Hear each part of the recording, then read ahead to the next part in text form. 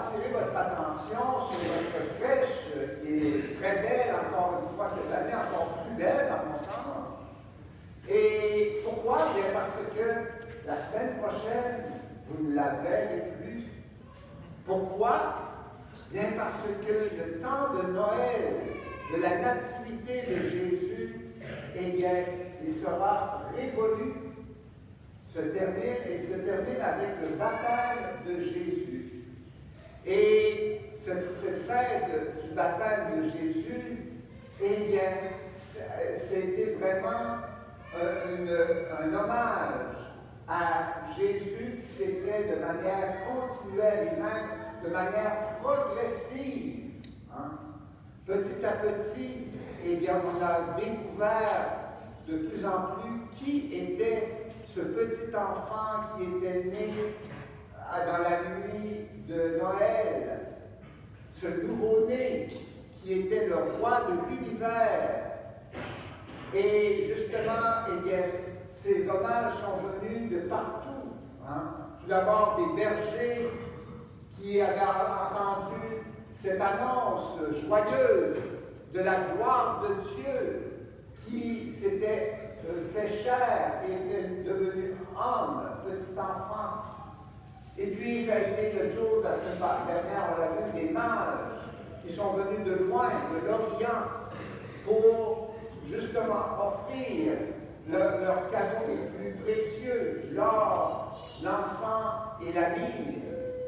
Et aujourd'hui, bien, l'hommage est encore plus grand que tout ça, puisque ce n'est pas un homme qui va rendre hommage au Christ, au Fils de Dieu, mais c'est le Père éternel en personne qui, du haut du ciel, va dire « Tu es mon Fils, en qui j'ai mis, je trouve ma joie. » Vraiment, là, c'est l'apothéose, c'est-à-dire, c'est l'hommage suprême que Jésus méritait, je dirais.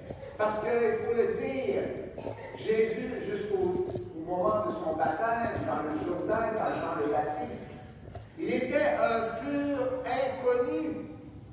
Même dans son village, Nazareth, il était reconnu simplement comme le fils du charpentier. Et personne ne se doutait que Jésus avait au fond de lui un mystère qui était ineffable, c'est-à-dire le mystère de Dieu. Il était le Fils éternel du Père.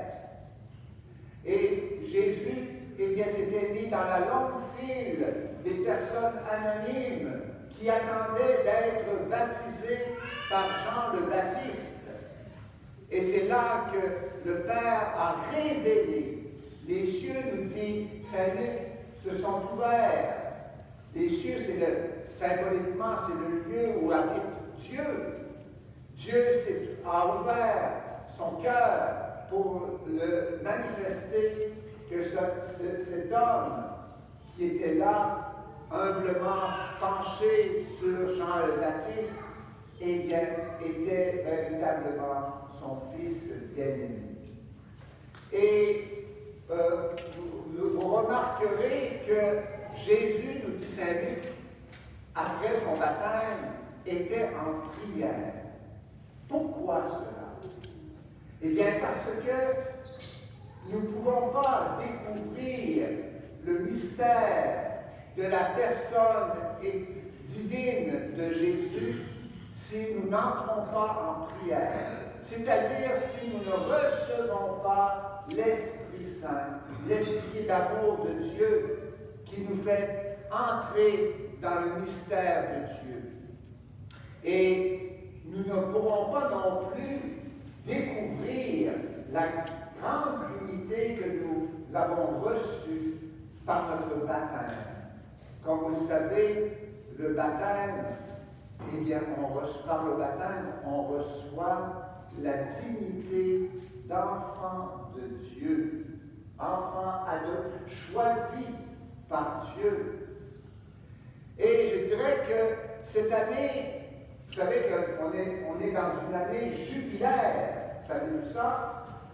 Le pape il y a quelques semaines, 2 semaines à peine, a ouvert l'année jubilaire. À tous les 25 ans, eh bien, l'Église célèbre ce jubilé, c'est-à-dire cette fête, pour nous rappeler les dons de Dieu, pour que nous puissions être, on pourrait dire, devenir de plus en plus une communauté, une famille, où justement on se reconnaît comme les enfants du Père, pour pouvoir agir en tant que fils et filles choisis de Dieu, pour montrer au monde l'amour de Dieu, sa miséricorde.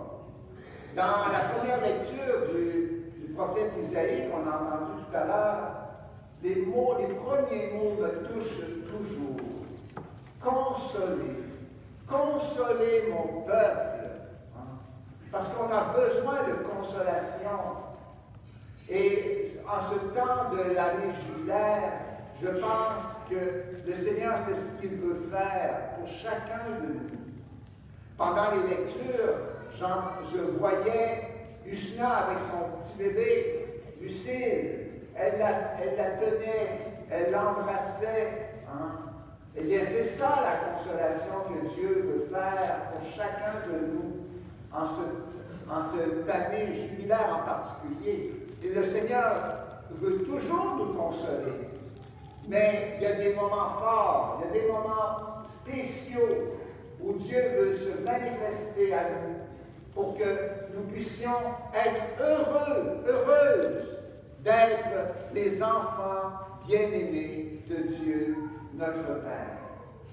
Et c'est justement vivre cette année jubilaire, c'est faire comme Lucille, la petite fille, le petit bébé, se laisser cajoler, se laisser bercer, se laisser aimer par Dieu, pour que nous puissions être dans la joie d'être ses enfants, que ça paraisse quand je sors de l'église.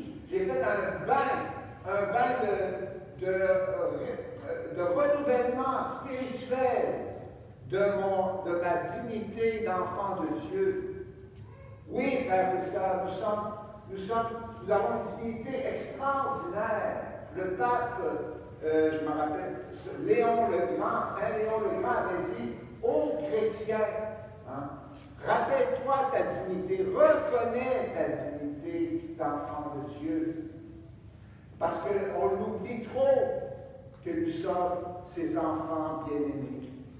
Alors, demandons au Seigneur, justement, qu'on puisse être touchés de l'intérieur par la grâce du Seigneur, pour que nous puissions nous laisser aimer par lui, pour que nous puissions, par cette touche d'amour, eh bien, devenir de plus en plus ardents dans la foi, pour témoigner de notre foi, pour pouvoir découvrir que Dieu est présent dans notre vie. Il est présent en moi, il est présent dans mon frère, dans ma sœur, et c'est justement cette croissance spirituelle de ma foi, de mon espérance, parce que le thème de cette année jubilaire, c'est pèlerin d'espérance, où nous voulons justement compter sur Dieu davantage. Quand je suis en difficulté, quand j'ai des tentations, quand j'ai des problèmes, je me tourne dans l'espérance vers Dieu, mon Père, pour qu'il puisse me donner la lumière, la force de surmonter mes problèmes, mes difficultés, mes souffrances. Alors, demandons au Seigneur durant cette Eucharistie que nous puissions vivre cette année sainte de manière spéciale, que nous soyons renouvelés totalement dans notre vie de chrétienne, d'enfant de Dieu. Amen. Amen.